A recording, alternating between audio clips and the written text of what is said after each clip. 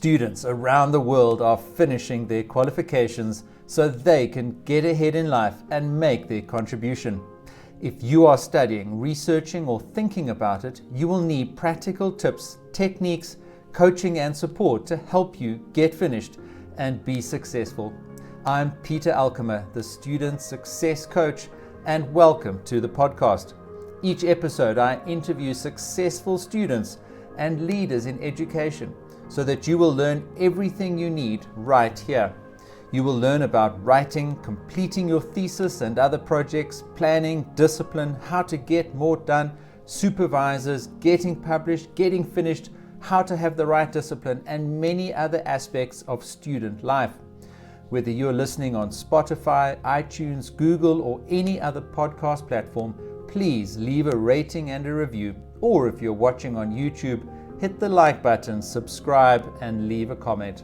Either way, please get in touch and let us know what you think of the show and what you want to hear more of.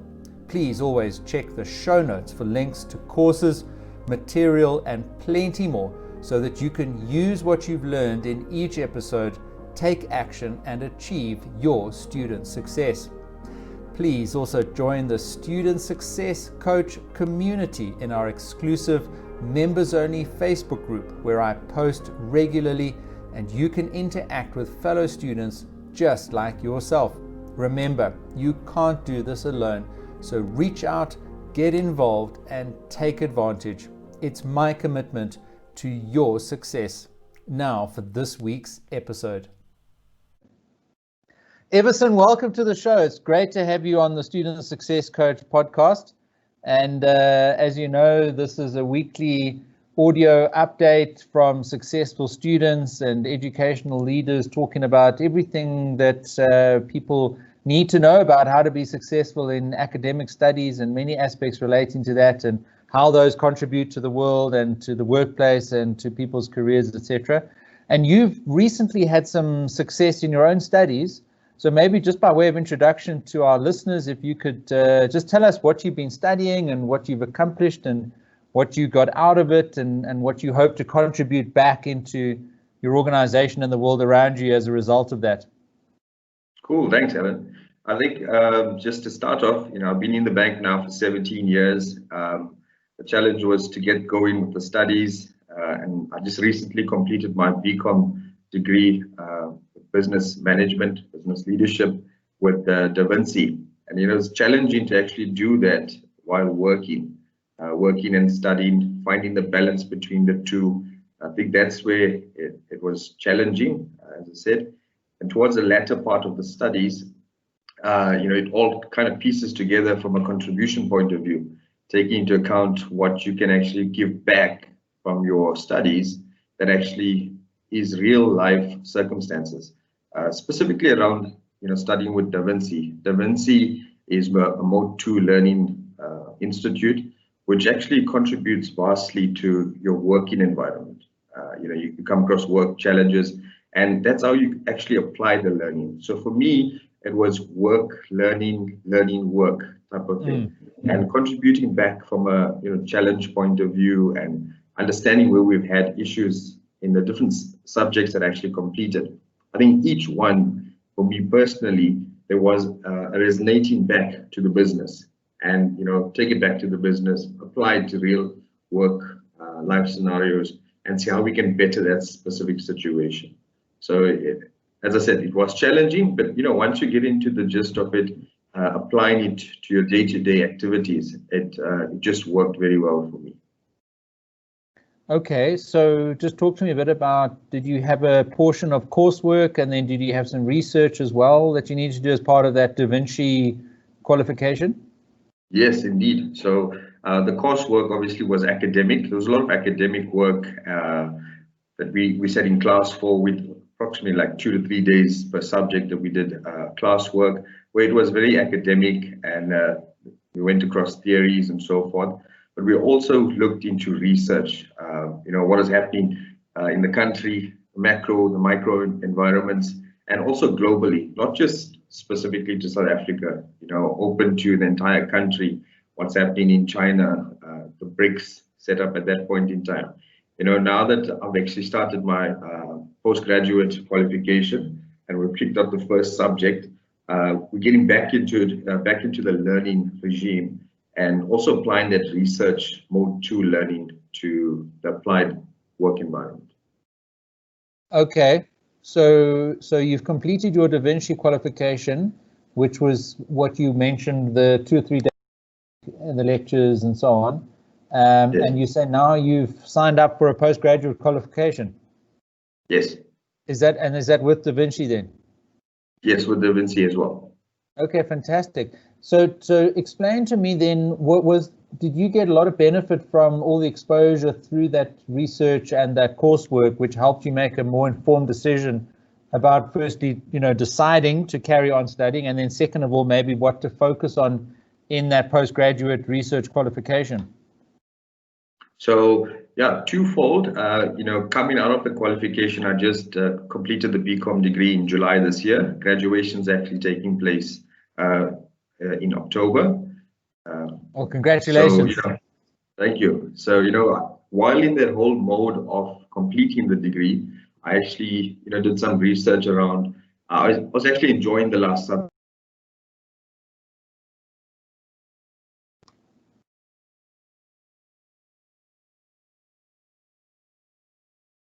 Evasen, I lost you there. But a little more time.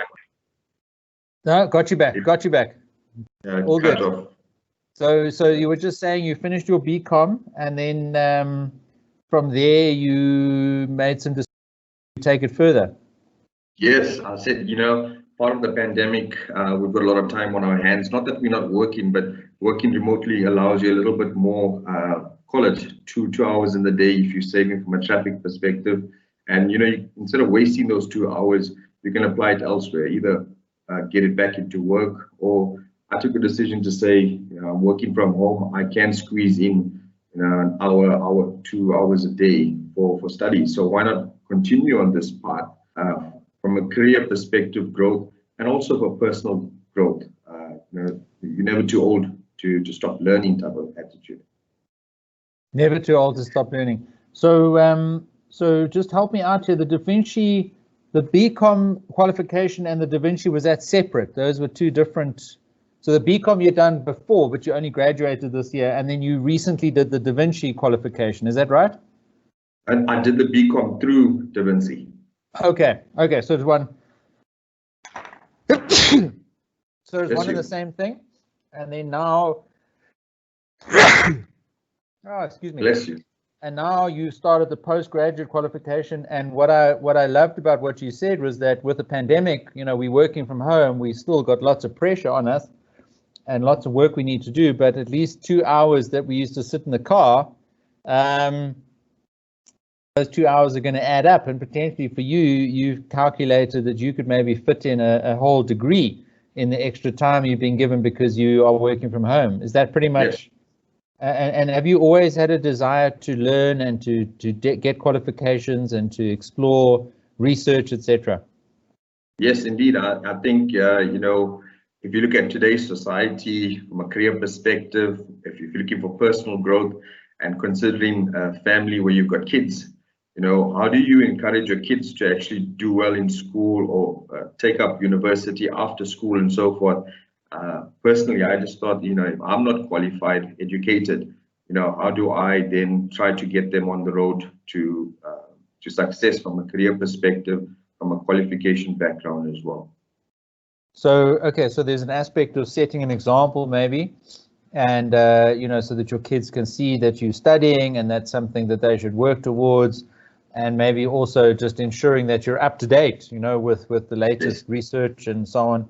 And what are you going to then study? Is there a specific research topic that you're going to get into in this postgraduate qualification? We've just kicked off the first subject in terms of business leadership, and it is a leadership postgrad. So it's going to be along the line of identifying, call it gaps or opportunities in current leadership.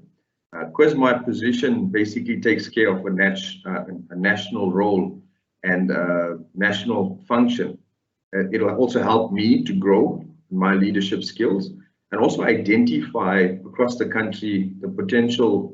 We've got 8 different regional teams, and already out of the first couple of weeks of class, I can identify that in certain regions, the leadership style is like this, the leadership style is like that. There's a traditional way, there's an authentic way of how these guys actually operate. And if you start tying these or connecting these 2 dots, how does it resonate from a results point of view?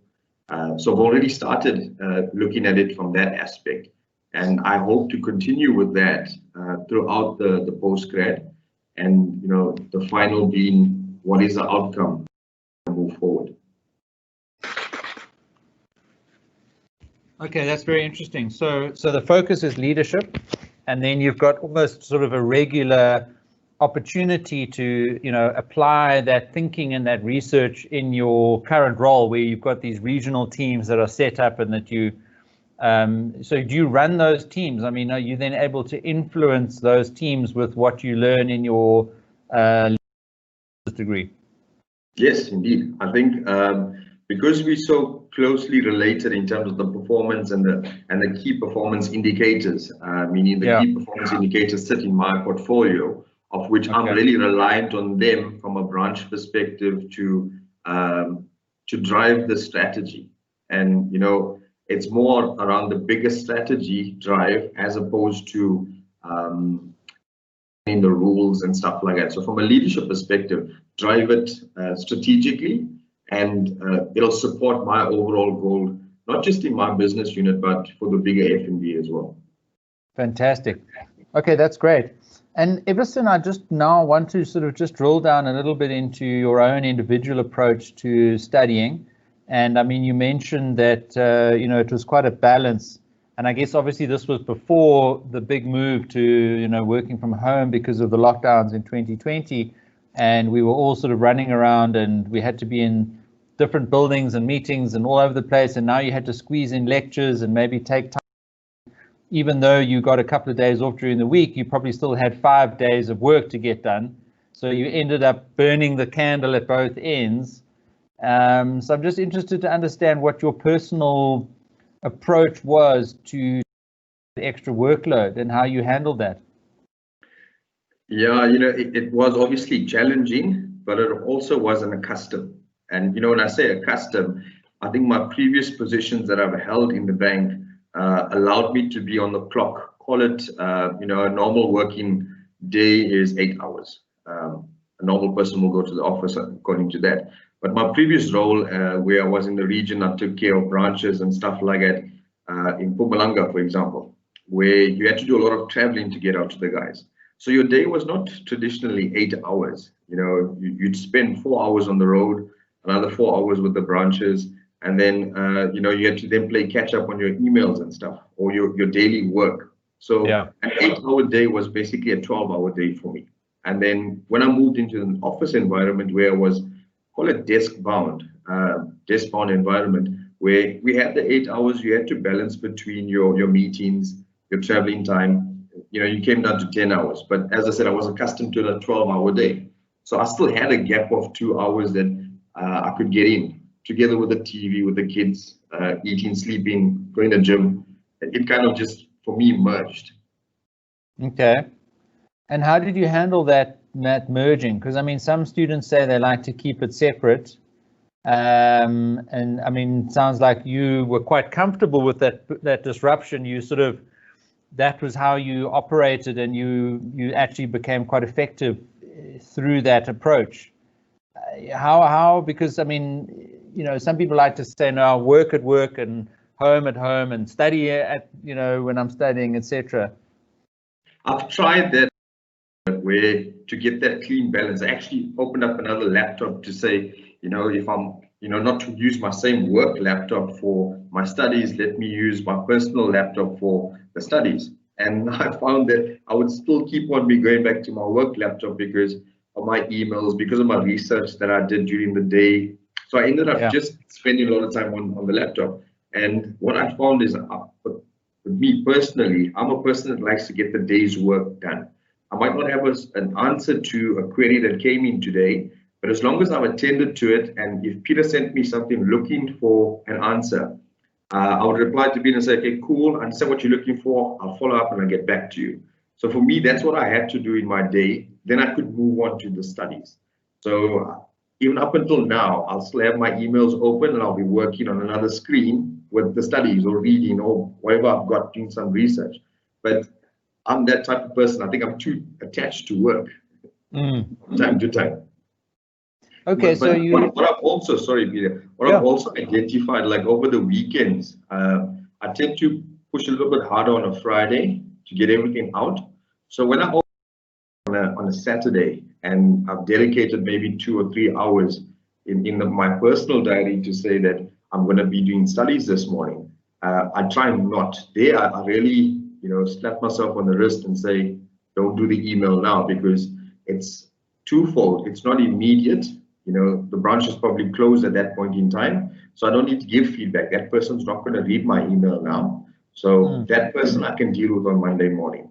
So over the weekends, I found that I've been a lot more relaxed and productive when it came to studying. And was that because you worked hard sort of on the Friday to make sure that you cleared everything as much as possible and you weren't worried about work that you hadn't completed? Correct. Okay. But then again, if something did come through late on a Friday afternoon, you would still be responsive enough and maybe just stay up a little bit later. You wouldn't let that be like a domino effect, to ruin all your study plans for the weekend. But obviously look at the priority of it. There's different categories of it. For example, if it's just a general query and I'll browse through it, it doesn't need immediate response. So I can deal with it quickly on a Monday morning. Whereas I know there's a domino effect, as you put it. If I don't respond to it now, we've got like a 3-day delay because there's people that work 5 days a week, there's people that work 6 days a week, and there's people that work a 7-day week calendar where they're waiting for your feedback because they're on standby to do a build or to do a dev. And it's important and imperative because the benefit is still for, it's my query, for example. So if I don't give them feedback, I'm going to delay my whole SLA. So you always got to balance it, browse through it, and then decide whether you're going to deal with it or not. Okay, great. And I suppose the more you practice that, the better you'll get at understanding. I mean, Stephen Covey always used to talk about the difference between urgent versus important things. And you just kind of have to understand what the difference is between them on a task-by-task basis. Because you can worry about something that's urgent at the cost of something that's actually important. And studies, is one of those things where you must give it the right amount of focus. Otherwise, you're just going to create a lot of stress for yourself later on in your degree. Correct. Agree. So how did you handle, I mean, let's say now you obviously had assignments, in those modules that you were studying, etc. What was your approach to getting those done? I mean, how quickly did you get into the writing aspects? How much time did you spend, researching and reading? What was take me through your workflow for getting, those writing projects and assignments completed and submitted and up to the right level of quality to ultimately then pass? So I used to do, as I said, trying to find that balance in the day. If I did some research on a topic, I constantly had the subject in my mind. Specifically, if I look at now, or because we submitted a summative for business leadership on the postgrad, what I've been doing is applying what I'm reading from Moodle or from Da Vinci and putting it into the work environment. So as soon as I get an idea there, I'm quick to jot it down, or I've got a journal on the laptop. So journal is a Word document, but it's just quickly a bullet point. And for me, a bullet point, I don't need to write the entire story down. It's just one bullet point. And when I get to actually compiling the entire report, it's actually that bullet point brings back what my thought was around it. I don't know if that makes sense to you. Yes. Simple example, I'll put down Free State next to leadership challenge, because that's where my whole challenge is going to be. I'm going to work off. Already I know the type of contents that I deal with in Free State, the different type of people. So I've already got that mapped out in my mind. And just those 3 words will actually help me when it comes to writing. So from a writing perspective, it's all about the timing. So how quick We use word count now in terms of determining what the length of the paper needs to be. So I always structure my paper, if it's due, like for example, the summative is now due next week. I've already created a structure, meaning, how I'm actually going to put the words together, where is everything going to be. I like to create a table of contents first. I know it sounds funny, but it's the different topics of which I'm going to look at. The summative wants us to cover 10 aspects.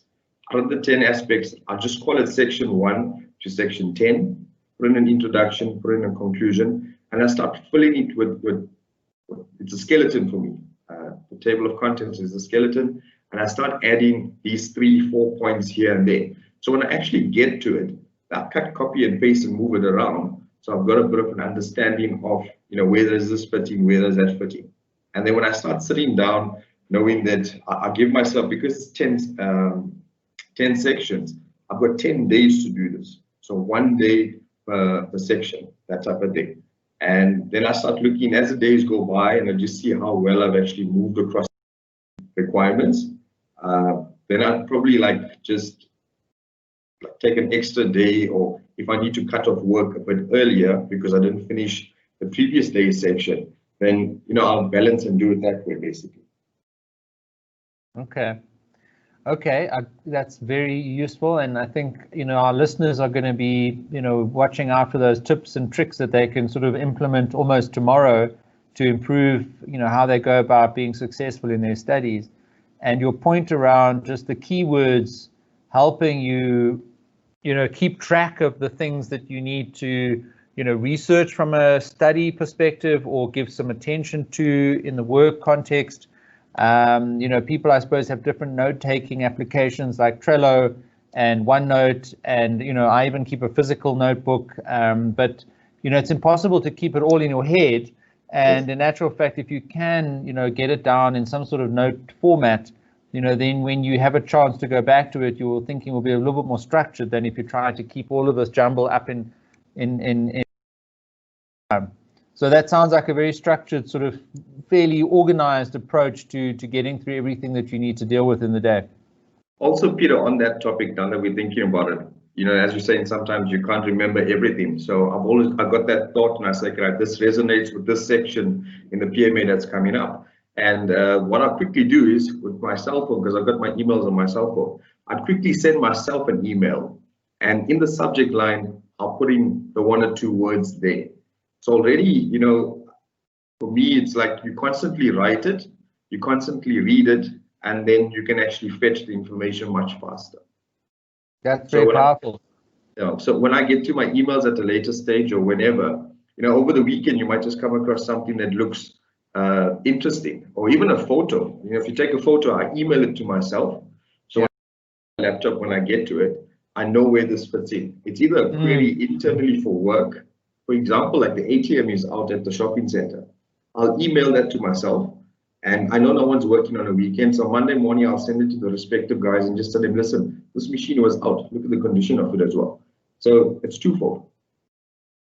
And I guess, your point around sending yourself an email is great, because it's going to be in that list of emails, so that when you're going through your emails, you'll remember that you sent it to yourself for some reason, and now you're in a position where you can actually act on it and file that information or create some writing or content or progress around that, or leave it till later and put it in some other folder or system or process for getting around to it at a later stage. Correct. Okay, fantastic. And Evasen, just a common theme that comes through quite often is that and it's great that you've got these sort of work systems and ways in which you self-organize. But just mentally speaking, was there any aspect in terms of your mindset and your approach? I think it was great that you talked about, setting an example for your kids. But mentally speaking, for you, as a career professional in a more technical role with a long tenure and already made a lot of contribution to your organization, etc. What is your personal mindset around studying, and how does that get you through the nitty-gritty, the difficult, the tough, the long hours, etc.? I think, for me, personally, the graduation, or looking forward to the graduation. Next week when I do the graduation, we'll see how that goes. But striving towards that, and personally, my sister-in-law, she's now gone over to Paris to go and do a master's, and part of the whole requirements is that you're not old enough, you're not too old not to continue studying, you're not too young.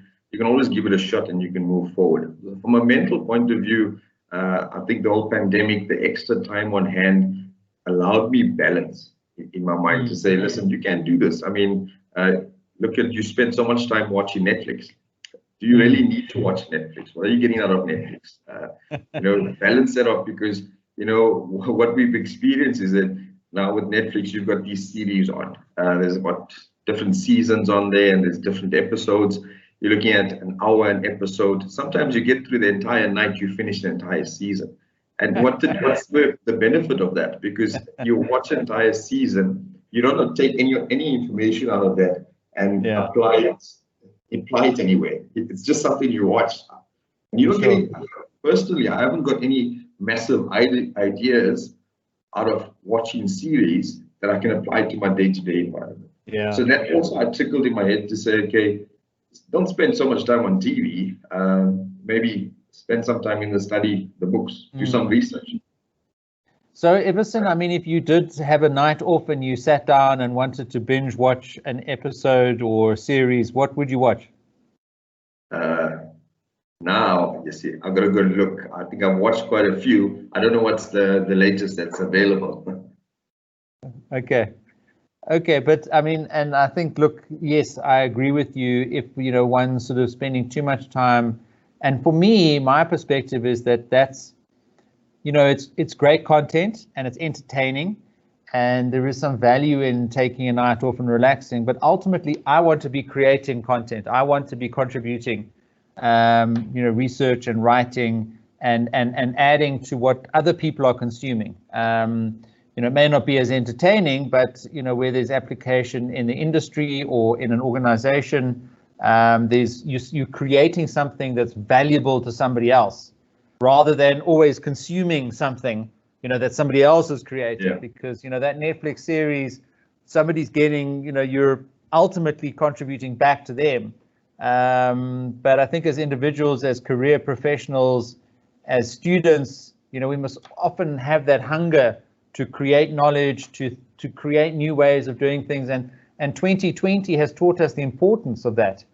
We can't be stuck in the way we've been doing things. We have to be thinking about the new way of doing things and bringing frameworks and understanding and principles of how to do that. And it's really only when you have that opportunity to research and to understand what's happening out there when you really get to grips with those issues. I agree with you, and I like that. And so, Evasen, I mean, just in your leadership masters, I mean, you talked about your different regions, and maybe there's one or two where you've got some specific aspects of leadership that you want to focus on. I mean, how would you model your own leadership style? And I mean, how has that evolved over the years? And I mean, going into the next, maybe period of disruptive time, etc. What's your leadership style, and how do you think about leadership? And obviously you're studying it now, so you've got some theoretical insights about it. Yeah, so part of the whole journey with 17 years with the bank, after 17 years, roughly, calculating quickly, about 14 of those years I was in management, junior management, middle management, and then senior management. And then now I'm in a national position where you tend to learn the different dynamics coming from a small environment where you're taking care of just a small group of people. And I've always said it's a leader. One of my strangest things that I always allude to is a financial benefit. We all want to get a nice big fat salary at the end of the month and so forth. And I've always told my people that I've worked with traditionally over the years that, money doesn't make you. You make money, and the only way you make money is by investing in yourself. If you're not going to do that, you're not going to get anywhere. That's one. Two, I've told them, you need to look at things strategically from a growth perspective, from a business perspective, what you actually want, what do you want to achieve, where do you want to go. And a simple example I use in one of our branches in Mpumalanga, Skukuza, I told the guys, we get things coming down from Joe what to do. They create the rules.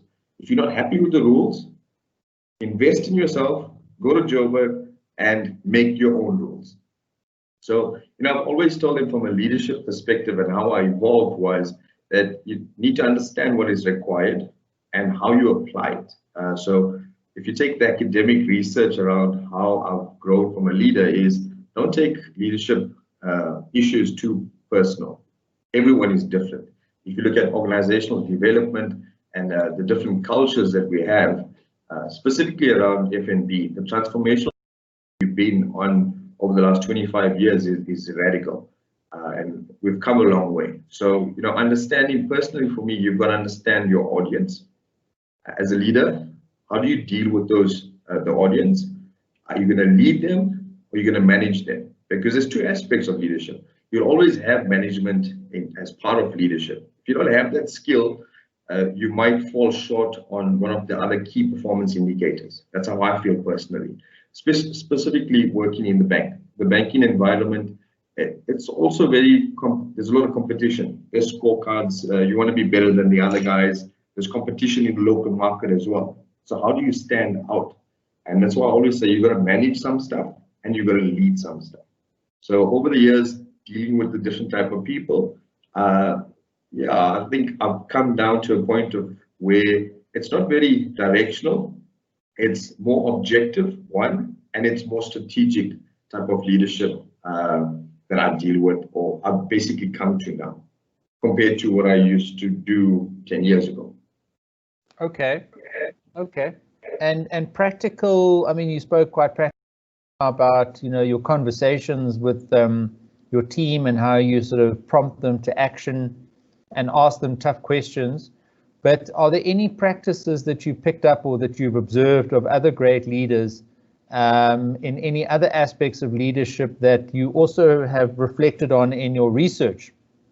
And maybe some other well-known leaders that you look up to, maybe in the business world or elsewhere, that you'll have an opportunity now in your master's qualification to go and investigate a little bit more potentially.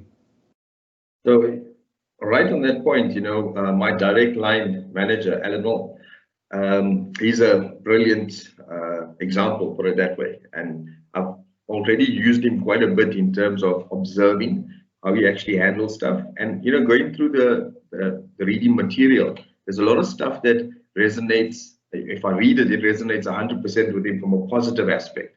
And so far, to be honest, I mean, I haven't picked up any negative leadership qualities, from an observation point of view and from a past observation. So if I sit back and I think, geez, when Alan said this, this is why he said it, because it was looking at a bigger picture type of thing.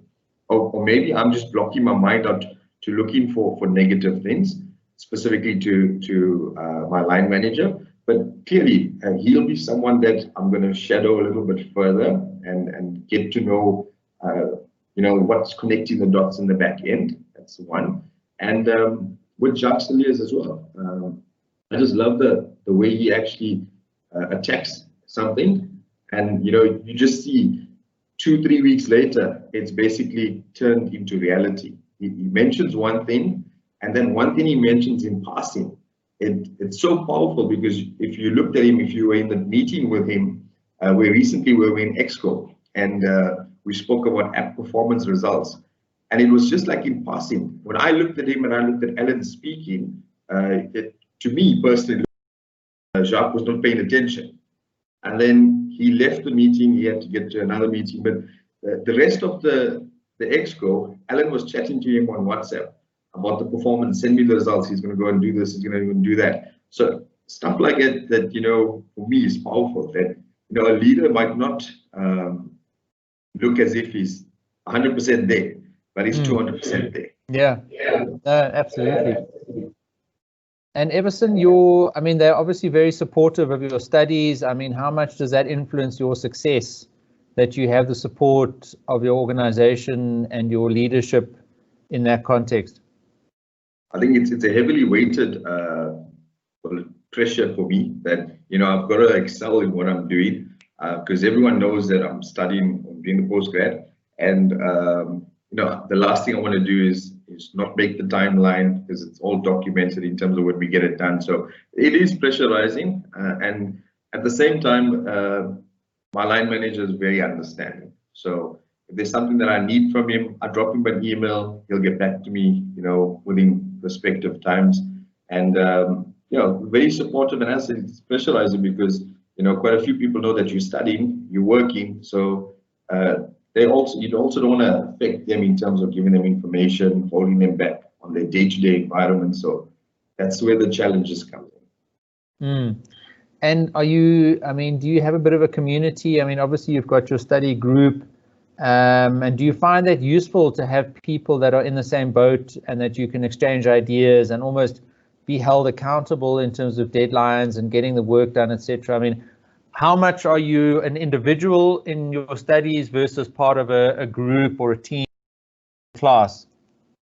The team and the group is critical, and I think that's if you look at this last formative that we had to submit, if you were falling behind, because we've been chatting on WhatsApp and we were chatting on the group, and everyone will just do a check-in to see where you are you guys fine? Did you get through the reading? Have you started? So it motivates you. Think about it. If the other guys ask you the question, have you started, and you haven't, you begin to say, right, when is the thing due? It's due in 3 days. Have you started? No, you haven't. So it helps you, just keeps you accountable.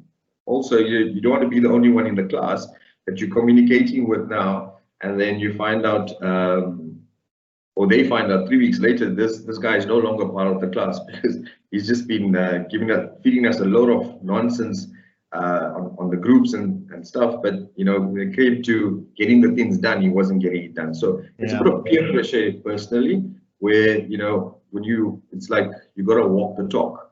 So as much as you can engage in a conversation in teams or in class with the guys, you also need to come to the party and make sure that you fulfill. Yeah, and I guess it's positive pressure at the end of the day. It's constructive. It's wanting progress and interaction and so on. And how active are you? I mean, on those groups. I mean, do you maybe take a couple other students under your wing? I mean, I would imagine maybe, I don't know, are you more on one of the older people studying in that group, and maybe there's some youngsters there that sort of look up to you, to see yourself playing a bit of a leadership role in helping to encourage them and also motivate the others? So currently the group is consisting of 7 students. Of the 7, there's 3 of us from FNB, and the other guys are from outside of FNB. Not 100% where all of them are. I think one is from Barlow, one is from Multi-Choice, and the other guy we haven't. So it's difficult, to give you a direct answer to say who you can caretake for and so on. So what's happened is the 3 FNB guys have kind of created one group on Teams, and you do the chatting on Teams and so on, and that helps motivate to ask questions to the lecturer and so on. And I think we all haven't identified any weakness, but we all are strong in fact of just like, a morning greeting to say, guys, is your day busy today? Are you going to get time to read? So that helps you motivate and carry on. The WhatsApp group, obviously we've got the rest of the team on there. So it's difficult to say who'll take who under whose wing because we don't know their strengths. We haven't met them face to face in a classroom. It's just really kicked off this postgrad on Teams, and everything's been electronic and virtual at this point in time. Evasen, thank you so much for your time today on the podcast. I really appreciate the opportunity to check in with you and see how your studies are going. And I wish you well with your management leadership studies at Da Vinci. And just awesome to see that you're blending that with the contribution and your leadership role in the workplace. And I'm sure everyone is benefiting from that. And I look forward to seeing you grow and succeed as a lifelong student. Thank you very much, Peter. Thanks for the opportunity and the time. It's well appreciated. And I think, also conversing and communicating about your studies, your challenges, your time management. I'm sure out of this session, I'm going to have to go and make 1 or 2 notes of bullet points as to what I need to do differently. Because once you reflect on something and you sit back and you just go through it again, you'll see that you've identified a loop for yourself. So thank you very much. Much appreciated. No, that's a pleasure, Evasen. And I mean, yes, there's lots of different styles and different people who have a different approach, and we're capturing a lot of that in, you know, many of the episodes. So very useful to hear them and to pull out the common themes and to help our listeners understand, you know, what is out there, and then for them ultimately to decide what's going to be, you know, valuable that they can put into practice. Perfect. Thanks, Evasen.